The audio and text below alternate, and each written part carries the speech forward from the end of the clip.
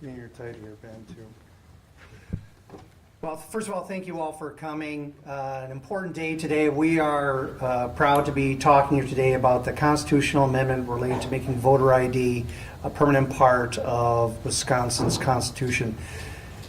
Every democracy, in order to remain sustainable, requires the trust and involvement of their people in their election process. And a cornerstone for the state of Wisconsin as it relates to voter integrity and voter trust has been our voter ID law. For over a decade, we've had that in place here. It has been well accepted, well understood, and has increased participation amongst the electorate. And because of its incredible success that it's had throughout the state for over a decade, we felt incredibly important to elevate it and enshrine it into Wisconsin's state constitution. We have spent over 2 years working on this process. In order to have any amendment to Wisconsin State Constitution, it must go through 2 consecutive legislative sessions and then be sent to the people for their consent. And so our plan is to pass this legislation on Tuesday of next week, and then as part of the April election ballot, this will be on there for the voters to decide whether they too agree that having voter ID in Wisconsin has been of value to our election integrity and participation in Wisconsin.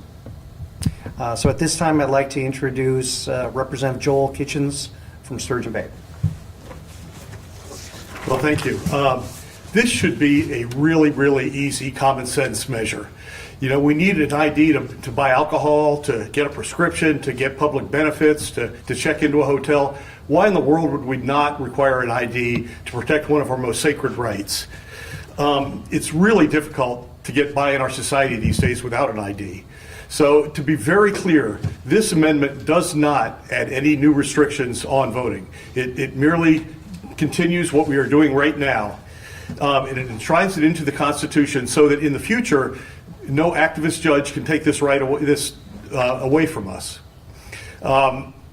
So that's the reason that we're doing this today. In the future, if the population wants to change, get rid of voter ID, they would have to go back to the voters to do that. There are already a number of exemptions to the voter ID requirement, and future legislators can add further exemptions if they find that to be necessary.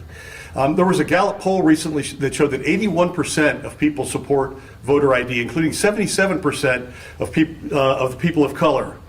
And I have no doubt that the people of Wisconsin are going to pass this. It's been very well accepted. This should not be a partisan issue, so I hope that we will not let others mischaracterize this and turn it into one.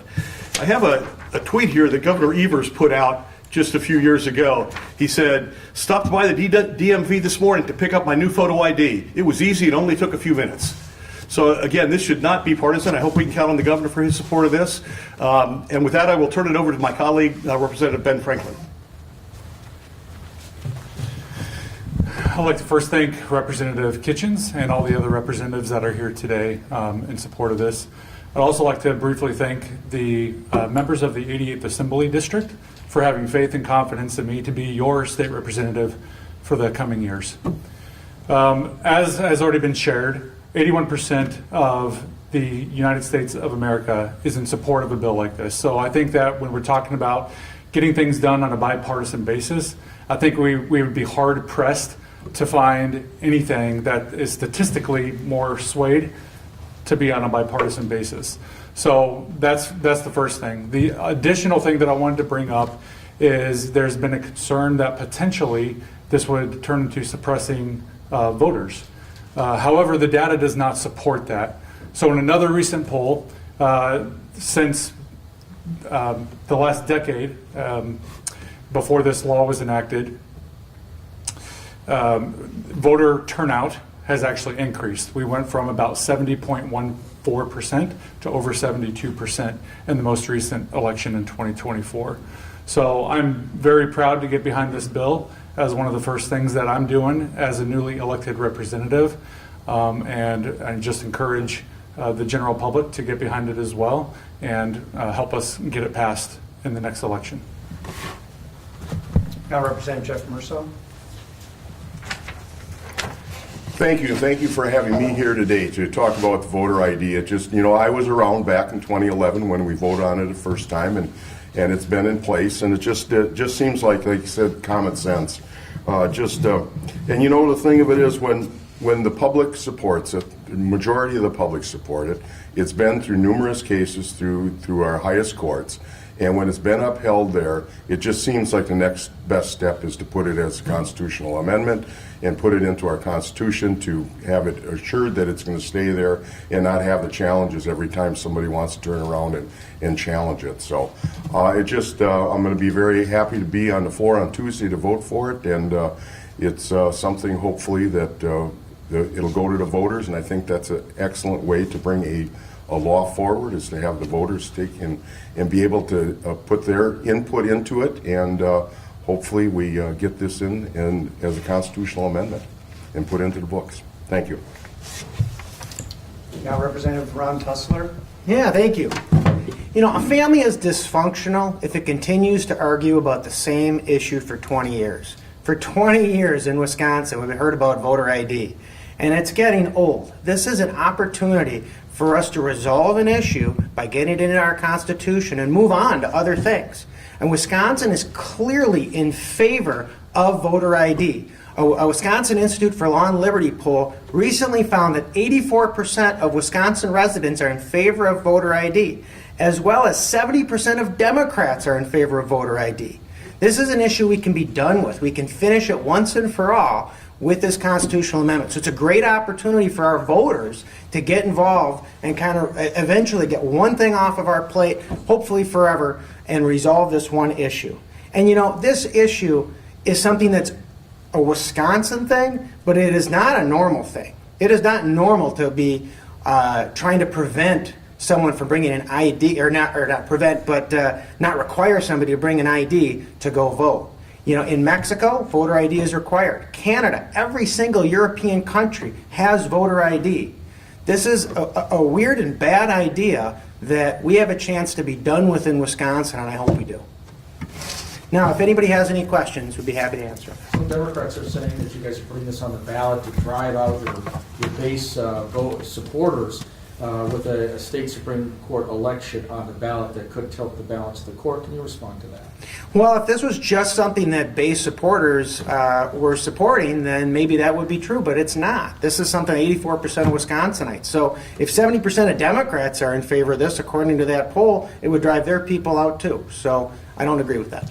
I'd also point out that this has been in the works for 3 years now, so long before we knew that Justice Bradley was going to step down. So we're doing it now because it's the quickest we can get it done and have it in place certainly for the next November election. So it doesn't tie directly to Susan Crawford running as a judge that has weighed in on this. No, certainly not. Like I said, we started this way before we knew she was going to be running. So that's not the reason. Given that this already has been a law, has there been a concern among Republicans that say in the future, if there is a Democratic majority, that it could be overturned? Is that why this avenue is being taken? I think there's some concern of that, although it's so overwhelmingly popular in the public. I don't think that they would do that. I think the bigger concern is when you hear sometimes justices bringing it up about challenging it, that once we put it in the Constitution, they can no longer say that it's unconstitutional, obviously. So that's the biggest reason. I would say, well, bipartisan support on this. Have any Democrats come forward to say they supported the so unfortunately not. And as to the question as to one of the concerns is, when we brought this through the legislature last session, unfortunately, sadly, surprisingly, not a single Democrat supported this. So do we have some concern that there's a possibility Democrats could try to, in a future situation, try to remove this requirement from the law? Absolutely. There is some concern about that, and they express that. And part of it is by some of the arguments that they're putting forward. They talk as if that there's some disenfranchisement. It's one of the things that they always talk about. And yet it's been so well supported by all groups, Republicans, Democrats, people of color, people of Caucasians. So every single group that exists has supported this, except for a group of legislators down in Madison. And so is there some concern? You bet. And especially as it relates to potential activist judges. There are 69 circuits in our 72 counties, and every one of those circuits has judges. Any one of those has the ability to weigh in on this and cause voter ID to go away, at least for a period of time until it's adjudicated by an appellate court or the Supreme Court. And I don't want us to be in a situation like that. We have shown this to be well accepted, liked, and it is increased participation. As Representative Franklin mentioned, participation in our process has increased since we've had voter ID. It went from 70.1% to 72.6%. We have done a great job. And if this was any type of effort to disenfranchise people, well, it's the worst effort in history because over 10 years, it's actually increased participation. Now, have there been any instances of issues with, say, voter ID, of people trying to come and vote and not have their voter ID present or anything? Or, has there been any issues that have been brought forth in, say, this last election that maybe make this maybe more important? Well, no, I think since this law's been in effect, there has been very few attempts at it being done. But I think that's a little misleading. That's sort of like saying, there are very few attempts by underage people to buy beer. Well, that's because we have the law. And I don't think you can really measure it that way. One of the other things that's important is that perception is incredibly important in the way that we run our elections. And the perception that we have a very safe election is part of this effort. And there are just fewer people who are willing to challenge and try to threaten the integrity of the election if they know that there is a voter ID requirement in place. That has benefited us and has led to record low fraud cases involving ID in Wisconsin. So that's a good thing, and this reinforces it and also puts an exclamation point on why having it in our Constitution is valid.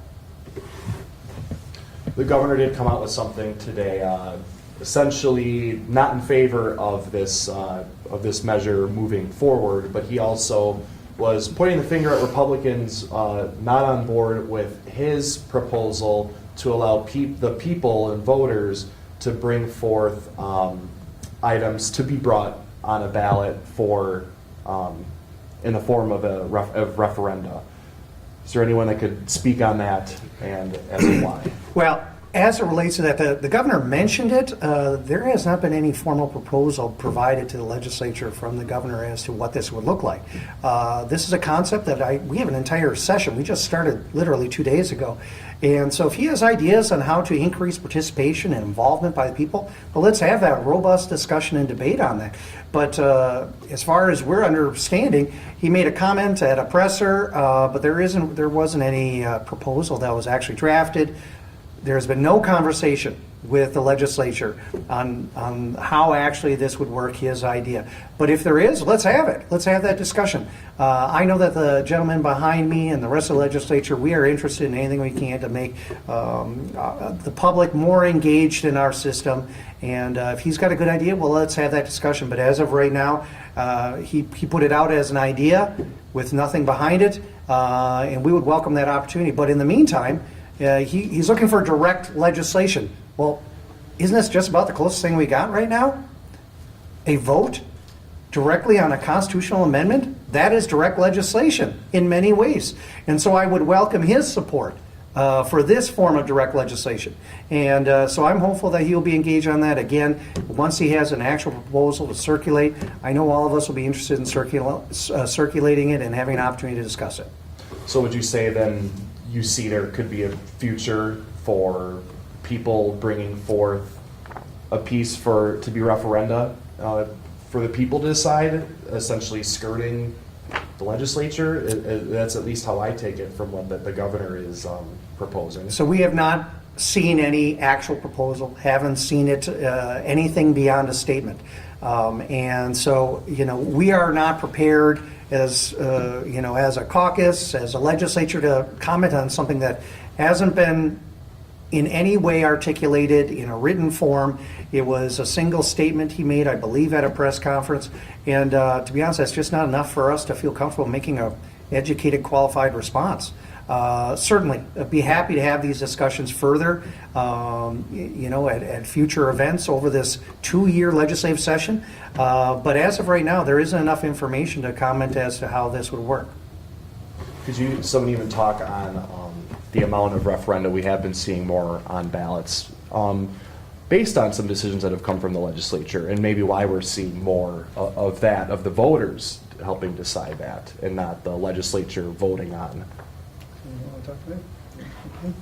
It's kind of getting a little bit distant from what we're talking about today, but You want to step on that? yeah, just in general, I mean, if you're referring to school, some of the school referendums we've seen, those are specific areas that might have specific needs. And, when the state addresses something, we address something statewide.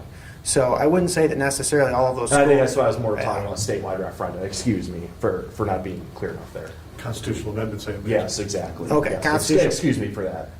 Yeah, no, I mean, if it goes to the legislature, that's just one more set of representation for every person. So every person is, most closely represented by our body, the legislature, than anybody else. So for it to pass us and then go to them is only giving people more representation, not less. All right. I'll just say one more thing on that is, this is unique. This is unique to some of the other ones we've done. This is enshrining existing law. It's already in place. Every single resident of the state of Wisconsin is subject to voter ID. They've embraced it, they understand it, they support it, and it has increased participation in our system. As relates to other ones, we have used that as a mechanism to get good policy into law. And as all of you know, Governor Evers has vetoed more of our legislation than any governor in the history of this state.